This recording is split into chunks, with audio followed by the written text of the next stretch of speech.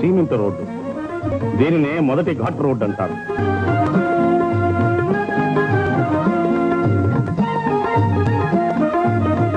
సునాయాసంగా ప్రయాణం చేసి శీఘ్రంగా తిరుమలను చేరుకోవడానికై స్వల్ప ఛార్జీలతో ఏర్పాటు చేయబడిన దేవస్థానం వారి బస్సులు.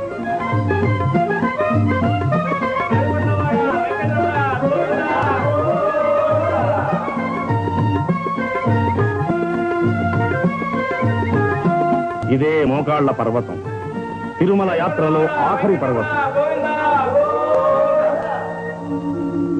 గోవిందనామస్మరణతో అలుపు సలుపు తెలియకుండా 7 కొండలు ఎక్కి తిరుమలను చేరుకుంటున్న యాత్రికులు.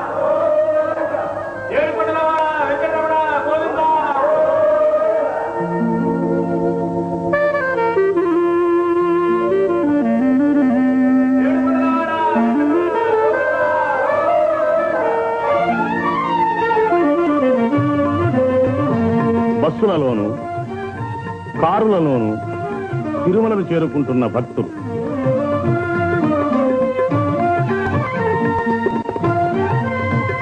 అనేక లక్షల రూపాయలు వెచ్చించి యాత్రికుల సౌకర్యం కోసం దేవస్థానం వారిచే నిర్మించబడిన సువిశాలమైన ధర్మశాలలు.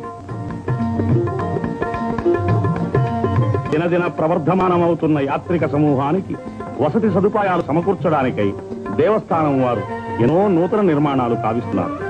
ఈ ధర్మశాలల్లో పేద యాత్రికులకు ఉచితంగా వసతి లభిస్తుంది. దేవస్థానం వారి ప్రథమ విచారణ కార్యాలయం. సంపన్నులైన వారు అద్దె చెల్లించి ఆధునిక సౌకర్యాలతో నిర్మించబడిన ఈ వసతి భవనాల్లో బస చేయవచ్చు.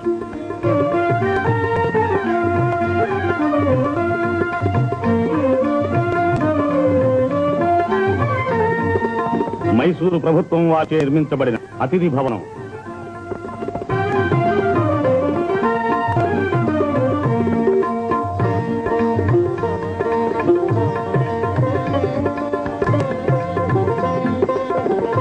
యాత్రికుల సౌకర్యాలను గురించి చర్చిస్తున్న మైసూరు ప్రభుత్వ పెస్కర్. మనోహర ఉద్యానవనం, మయూరాకారంలో మలతబడిన నికుంజాలు, ఫలాహారశాల, పటా విక్రయశాల, దేవస్థానం కార్యనిర్వాహక సంఘం, శ్రీ వెంకటేశ్వర స్వామి వారి దేవాలయము, గోవిందరాజస్వామి, కోదండరామస్వామి, కపిలేశ్వర స్వామి వార్ల దేవాలయములు, పద్మావతి అమ్మవారి దేవాలయము, వీరి పరిపాలనా బాధ్యతను రాష్ట్ర ప్రభుత్వంచే తీర్మానింపబడిన చట్టబద్ధమైన ఒక బోర్డ్ ఆఫ్ ట్రస్టీస్ వహిస్తున్నది. బోర్డు అధ్యక్షుడు శ్రీ రంగరాజు,